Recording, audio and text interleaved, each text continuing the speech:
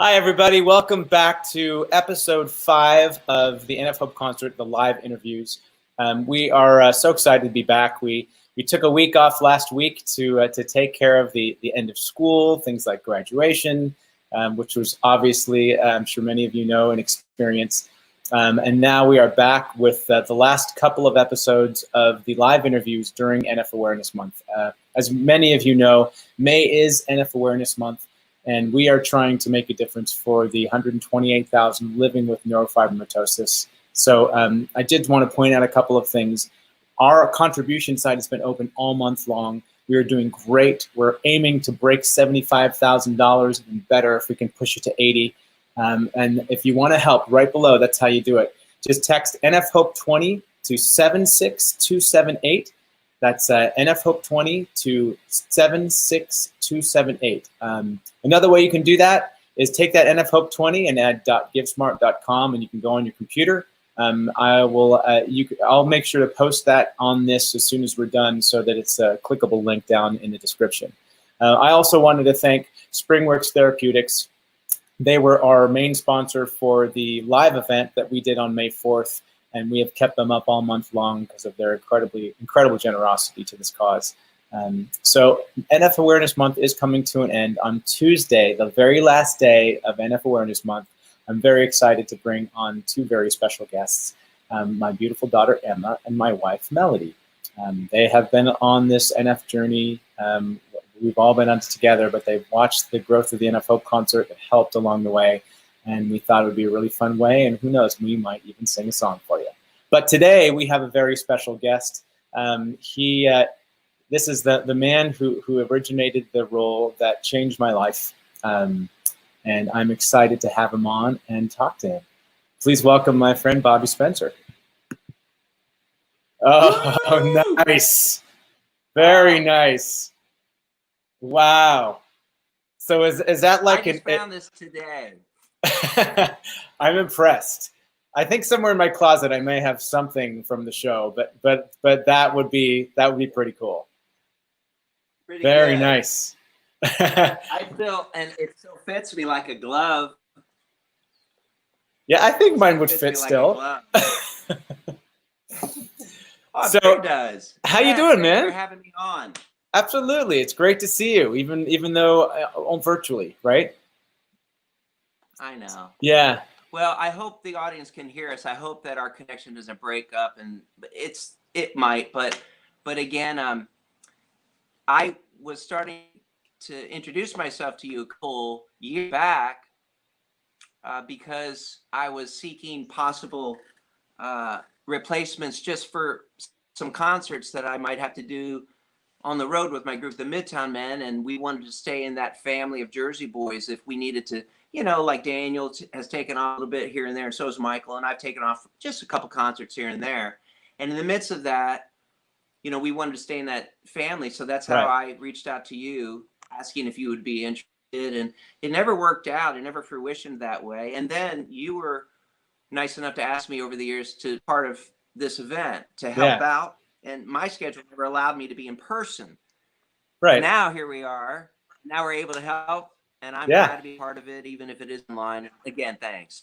Well, it's an honor. It's fun to have you on here. Obviously, you helped originate the role that changed my life. I mean, I did that show. I think we were just talking earlier. Like 2,700 performances is what my buddy told me. So thank you.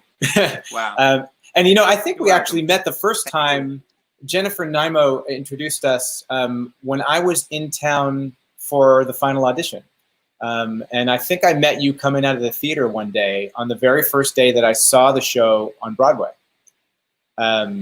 So this has been a long time coming. I'm sad that it's virtual, but I'm glad we're getting to talk. Yeah, me too. Thank you. Of course. Thank you. And bringing awareness to such an important cause for this. I know, telling me about your daughter Emma back then, a couple years back when we were first getting to know each other, and your foundation and everything. So it's hard work. Congratulations to you and your wife and your dedication, and to all the family there that are doing their best for the, their either their daughter or their son or any family member that needs it. Yeah. Well, Family is really at the heart of this. You know, it's another silly Jersey Boys reference, but the family is everything was true long before they put it in that script, and it's still true even after. So I will do anything for my daughter, and I know so many families that would too. So I really appreciate you being a part of it. So, I mean, obviously we got like Nick interviewing Nick here. So, I mean, it just makes sense that we kind of start off with talking about the whole Jersey Boys thing. Now, obviously I had my experience with Jersey Boys, but it was after sort of watching what you went through along with that original crew that sort of came from whether the show was going to be something to what it actually became. Tell us a little bit about that journey. What was it like? I was an unemployed actor for a pretty long time. My first Broadway show was Sideshow, and it was 7 years in between before I landed the next Broadway show. I was working, you know, readings, workshops, this and that. So the journey was like any journey, just persistence, patience, and prayer. So when I finally landed it, it was in La Jolla, and the first read through, I really did. And I say this all the time, and if you've heard me say it before, I hate to bore you, but I knew it was going to be a hit. I knew jukebox musicals were not cool, and they weren't doing well on Broadway. And when I got the call this audition, I said, I want to do another jukebox musical. And they said, well, apparently this isn't. And it really was a VH1 Behind the Music meets The Sopranos. And I spent 2 weeks studying the two monologues I had auditioned for, but actually auditioned for Tommy DeVito. Really? And I spent 2 weeks learning Tommy DeVito, right? So I learned, and I'm thinking, this is great. I never get to play the a-hole, you know, the jerk. You know? I never get to play that guy. So I read for 2 weeks. I listened to a lot of Soprano episodes. And I'll sidetrack quickly. When James Gandolfini did come to the show, he hugged me. And one of the things he said was, great accent, great Jersey accent. And I said, thank you. Okay. Now back to, I was listening to The Sopranos. I'm studying the DeVito monologues, and I go for my audition. And I did something funny in the DeVito, you know, monologue. I imitated Pesci. And when I did that impression, it made Des, the director, laugh. And then he leaned over and whispered in Ron Melrose's ear.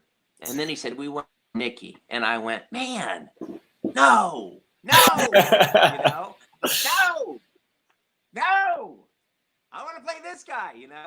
So I went in the hallway, and after having spent several weeks on the script and on the dialogue, that was really beneficial because I was able to sap it, you know, into Nikki real quick. But those two monologues, the towel monologue and then the leaving your family monologue. Yeah. It took 2 minutes, and I knocked on the door, and Des was in the middle of a sandwich, a biting. And I said, hey, I'm ready. And he goes, you're ready? Oh, okay. I mean, literally, it was like 2 minutes, and I read the monologues, and then it felt really great. And I left the room. I knew I'd booked it. I really did. And it had been months and years of waiting, but I really knew. And I called my wife and told her that I had just booked my first, you know, lead in a Broadway show. And she said, you got it? And I said, no, but they're gonna call me and they're gonna tell me that I got it. So how long did you have to wait before you actually got the call after telling everybody, telling your wife? Immediate. Really nice. It was immediate. I got it immediately. It was so great. What was great too is like the time also was a crazy time because after having not worked for so long, I actually got 2 jobs back to back. One was at the Old Globe called Lucky Duck, where I was the prince in this fictitious fairy tale written by Henry Krieger and Bill Russell of Sideshow. Right. Yeah. But then after the Old Globe run was done, I was going to go do this thing in La Jolla called Jersey Boys. And so it was those 2 shows that I was back to back, which is so rare. Yeah. But I knew one of those suckers was going to come back. But I definitely knew after the first read through, when everybody sat down and everybody learned the music and we finally grew everything. Yeah. And we were outside at intermission, you know, after having the first read through. And then Des comes out with Michael David, the producer. Yeah. You know, one of many producers. Yes. Arms around each other. And they were so excited. They were walking and talking and just, they were so jazzed. And seeing that made all of us go, we got to hit. That's awesome. So. Well, you got farther than I did. I was given the Tommy sides too, but I walked in the room, and before I spoke a word, they said, "Give me the Tommy sides. We just keep the Nick sides." They didn't even want to hear anything else. As soon as they saw my face, I guess I don't have the look. So, yeah. So, wow, what an awesome journey. You're too angelic. You're angelic. You're too angelic. For my Tommy. wife might disagree with you.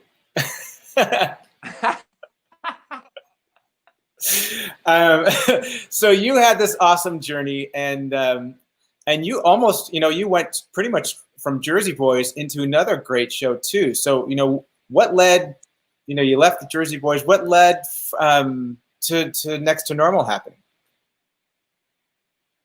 I'd done a workshop of a show called Feeling Electric, which later Next to Normal. I was the therapist show, and Brian Darcy James was the husband. Brian Darcy James is Brian Darcy James. Yeah. He's the man. Yeah. But I was sitting in those rehearsals knowing, I could do that role. I really wish I could get the chance to do that role of the husband. Because, I just, as an actor, you just know when I have that chance, everyone that, I could do that husband part differently, not any better, just, my way. Right. And then I ran into, and then they did a second stage, and I wasn't involved with that because I couldn't, get out of Jersey Boys for whatever reason to make the time. But I did do the workshop. And then I ran into Brian Darcy on the street one day, and hey, I'm doing it, but they're taking Next to Normal to the arena stage for one more tweak. And you should really call Michael Greif up. And so I did. I called Michael up immediately. And I set up an appointment to go in, and I did, thank God. And I just said, I really want the husband. And it ended up working out, and I got it. We went to D. It was one of the, and again, I'll go back to the same thing. When I left the room, it's the same thing that I told you about Nick Massi. I left the room, and I called my wife, and I said, well, I got it. You got it? No, but they're going to give it to me. Great. And then I met her up in the Upper West Side at a Greek restaurant, and 10 minutes later, and my phone was ringing. It was my manager, and I did get it. So thank God. Yeah. And then we went to DC, and we just collaborated as just a beautiful time as a family with Alice Ripley and Aaron Tveit and Adam Chandler Barrett, Lewis Hobson, Jennifer Damiano, right, and all the wonderful understudies and everyone involved with it. So. Again, an incredible show, changed my life, but more importantly, it changed so many people's lives, like art should do, and what great musical theater can do. And that I came out the stage door. The most thrilling thing about that, just doing it and portraying it and living it, but the people and their lives that it touched when I walked out the stage door. It wasn't just about autographs; they were really changed by that show. Yeah, and some of them were changed by it because they were living that life. Yep. And I didn't realize it until they told me their story. And then that was just, one guy told me that his wife had passed away of cancer, and he just didn't know what he was going to do. And he just stayed in bed. And then one day he went to see a show called Next to Normal, and he came back 40 times after that. Wow. Because it healed him. Wow. So that's what great art can do. Heal, yeah. Right? Exactly. I think we probably had those experiences with Jersey Boys too. I know that there are people, one of my family that become very close friends. Jersey Boys is what got them through losing their dad. He loved music. They brought their mom to Vegas, and they saw the show, and that was it. They were hooked, and that was just sort of their salve. When they needed it, they would come see Jersey Boys. So yeah. Art can do that. Yeah. But obviously Next to Normal told a really specific story, and it's that's one of the cool things about being in a show where you really touch somebody, because you know what they're going through. But that's one of the things I miss about performing. I don't know about you. So all right, so we're sitting here. A beautiful backdrop, but clearly your garage. In my garage. I'm trying to hide the garage. So I painted this forever ago. And this is actually an old collage of when my son was, this big. Right. And this is his entire class, and they all do self-portraits of themselves with this big, and so then we get it into a big poster. So That's awesome. that's why you see a lot of color. Right. So I mean, It's clearly not singing everybody's horrible garage that everyone has, you know. And but only in a time like now would you be sitting in your garage doing an interview, right? So it's COVID, right? What is life during COVID like for you? Like, what's going on with you and your family? Everything good? I've been writing music. I have a little recorder here. I've written 3 new songs, to be honest with you, Awesome. and it sounds good. I'm mastering out how to mix with one mic. You know, I'm at here now in my studio with my drums, you know, and my I love Rush, you know, the rock group Rush. So I have my Fly By Night Nice. Al with me out here. And then half the people are gonna be like, "Who's Rush?" Guys. Oh. I mean, but granted, your drum kit's not big enough, but that's all right. Not everybody's Neil Peart, right? It was when I was 14, 15. All I right. had everything like now it's but so I've been writing. Before this all hit, I was actually in Cleveland, Mississippi. I was shooting a horror film called Son, S-O-N, and it was a very Rosemary's Baby meets Invasion of the Body Snatchers kind of thing. And I played this doctor, and it was great. You know, it was 2 weeks in Cleveland, Mississippi, and hanging with a wonderful team from Ireland. Great film director and writer. And then Emil Hirsch starred in it. It was great to hang with him. And Andy Matichak, who starred in the last Halloween film. Cool. So nice. That was great hanging that. And then when I came back from Mississippi, the world got sick. Yep.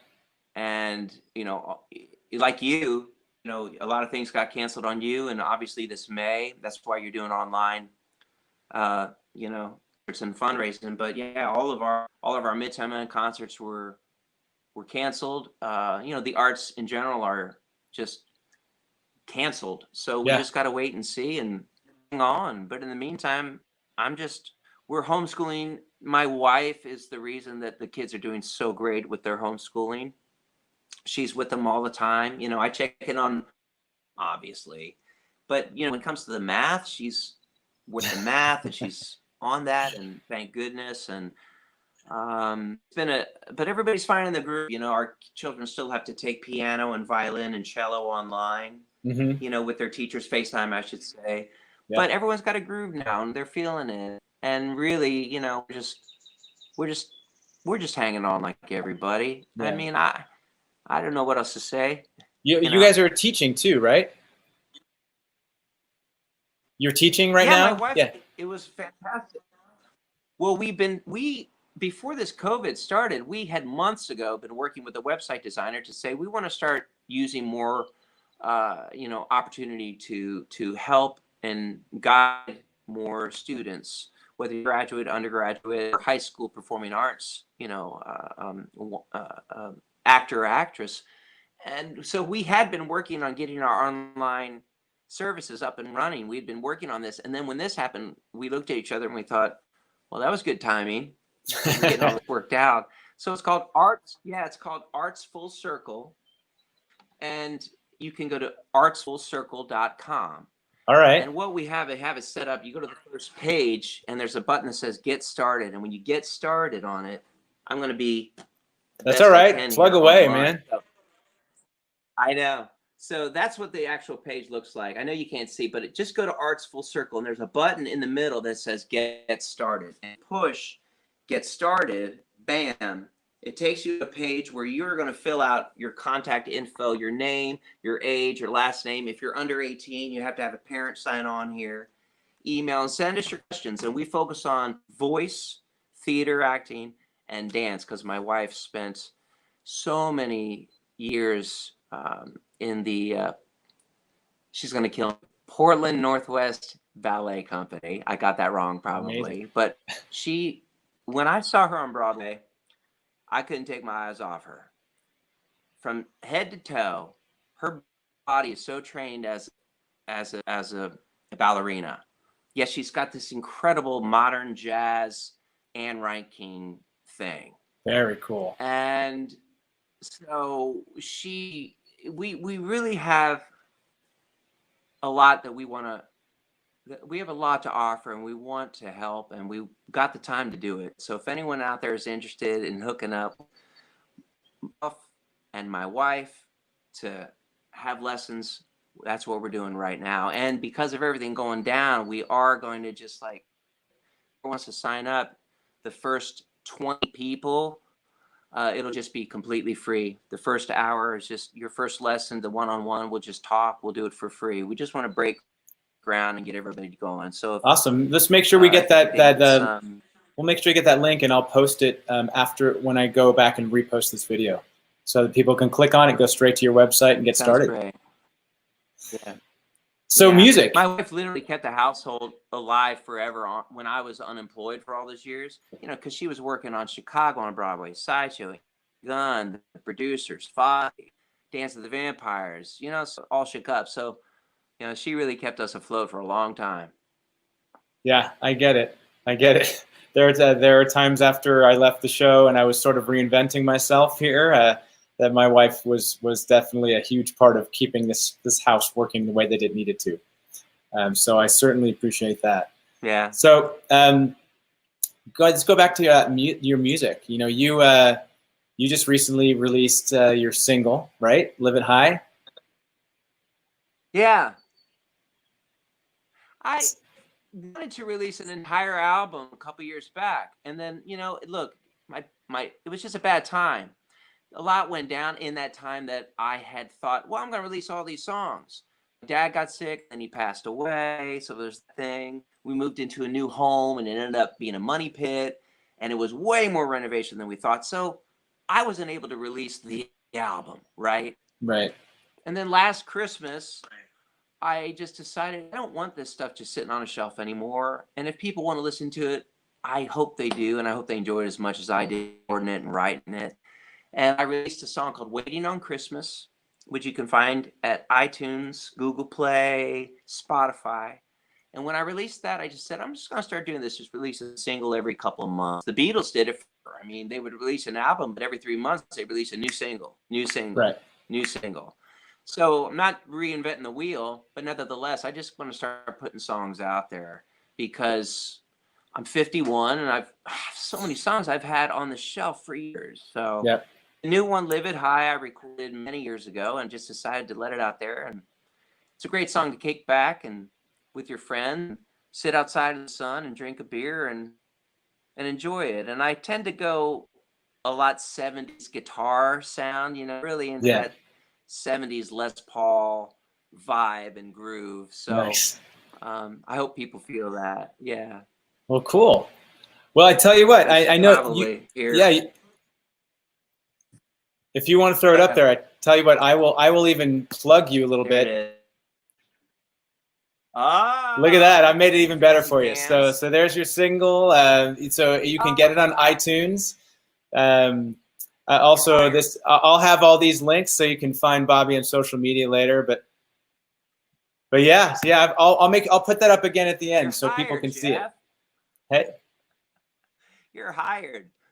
Goodness gracious! I'm starting to get good at this. That's nice of you to put that up. So now you're going to do a song for us today too, right? But there's a story behind it. Yeah. I didn't want to bore everybody with singing my song on acoustic. Go listen to it because you have to online because it's got drums, electric guitar. You got to hear the full gambit. But today, I actually am going to play a song that I auditioned for with Jersey Boys. Nice. Now the story is, to be honest with you, this is true.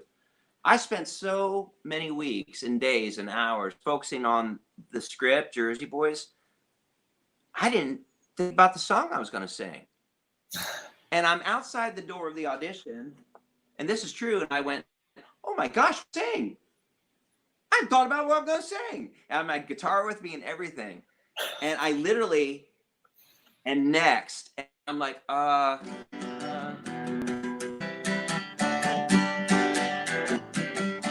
I go, okay, all right, I got it.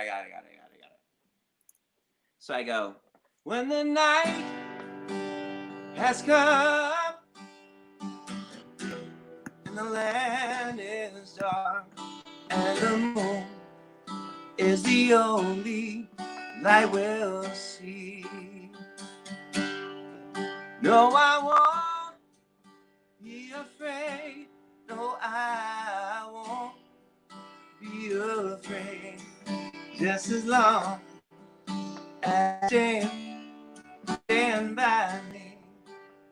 And darling, darling, stand by me. Oh, stand by me. Oh, stand now. Stand by me. Stand by me. And I didn't know the second verse, and thank goodness the director went, "Stop, that was great." And I was like, "Oh, thank you. Oh, thank you." Woo. That's awesome. So the question is, did they ask you for the second verse later when you auditioned again? Say again, I'm sorry? Did they ask you for the second verse when you went to the next audition? Or did you never have to do the second verse? I never had to do it again. No, I never had to do it again. Nice. Very nice. Well, that's awesome. Yeah. And it's, I think we were talking earlier that the song, of course, is a great message, and especially as we're, finishing up NF Awareness Month, the idea of Stand By Me, it's a song that amazingly has never showed up at any of our NF Hope concerts. And this is going to be our 10th NF Hope concert in Las Vegas this year. Who knows what it'll be quite yet. But I need to make sure to incorporate that song. It's a perfect message for all of this. We've been standing by tens of thousands of families, and it was perfect. Oh, good. Well, I sure hope everybody could, for a split second, just forget about the world and I hope everybody enjoyed our chat today, and I hope I wasn't too long-winded, because Lord knows I can be. I think we're good. We've managed to keep a pretty good audience, and I'm sure more will watch it. Bobby, thanks so much. And just a reminder to everybody too, I'll put Bobby's contact info and all of his social media and how to find the song in the comments once I repost this. And while you're at it, going online, make sure that you give a couple bucks towards this cause, and let's finish up NF Hope, NF Awareness Month strong. All right, Bobby, I look forward to doing this in person someday. Oh, I do too. It'd be fantastic. I wish you the best. Thank you so much, sir. Love to you and your family and everything else. All right, thanks again. Bye-bye. All right, thanks so much. See you later.